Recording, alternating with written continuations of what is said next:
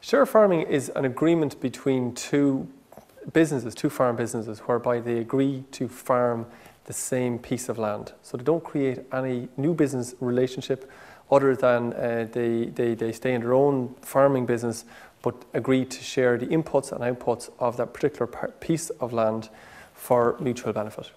It's very simple. Both parties come together, the landowner and the share farmer come together, and they agree a budget, if you like, for the growing crop. They agree who's going to pay for what inputs. So, for instance, they could pay for 50% of all the material inputs, the sprays, the seed, the fertilizer.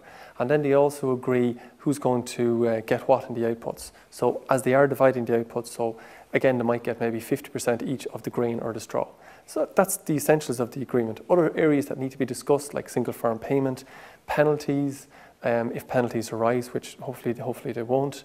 Other bits and pieces like insurance, and we would recommend a facilitator be appointed so that if any small disagreements crop up in the middle of an agreement, an arbitrator or a facilitator can come in and help them resolve that argument. So far, the system is in place officially in Ireland for 2 years, yet probably over the last 15 or 20 years, there's been lots of them going ahead in share farming, but not maybe officially. So it has been popular per se, but over the last 2 years, we don't have an official register, but we think there's well over 100 of them signed at the moment. So, but the popularity is certainly increasing, and it will do so over the next number of years. We have a great example here at the conference today. We have Ollie Whyte from Whyte Brothers in North County Dublin. He has 5 agreements ongoing, 2 of them which have been ongoing for the last 2 years. So I think Ollie is best placed to describe how the agreements are operating for him. There was a need for us to expand the area we farmed outside our entitlement base, and so share farming was an option for us to do that. We approached people with regards to agreements. Some of those were mixed farmers who could not give cereal production the specialised attention it needed. Other people were using contractors and weren't getting proper results.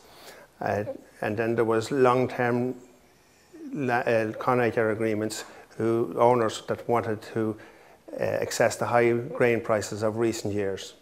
For the landowner, we bought our expertise in growing crops. We had over 50 years experience in growing crops, and our management skills improved the yields and as a result their profit margins. And also our record keeping and traceability records for nitrates and all those items, we bring the advantages of that, and we would hope to increase their profitability greatly year on year from a constant working on their land. For ourselves, some of the advantages was there's no rental payments, and it also spreads the risks involved in growing the crops year on year. Share farming is going to be very big in future years because of the cross-compliance issues involved. This satisfies all those rules and regulations that have been imposed on us now, and it actually protects our single farm payment, which is the single most important thing on our farm today. In conclusion, the information is all publicly available on our website. We think the agreement that's there, which can be downloaded, is flexible enough to suit essentially most people and most circumstances. We would recommend that people, when they're signing an agreement, that both parties get independent advice to make sure they're very happy with the agreement before they sign up. We think share farming can replace some, if not most, of the con-acre on tillage farms in the future.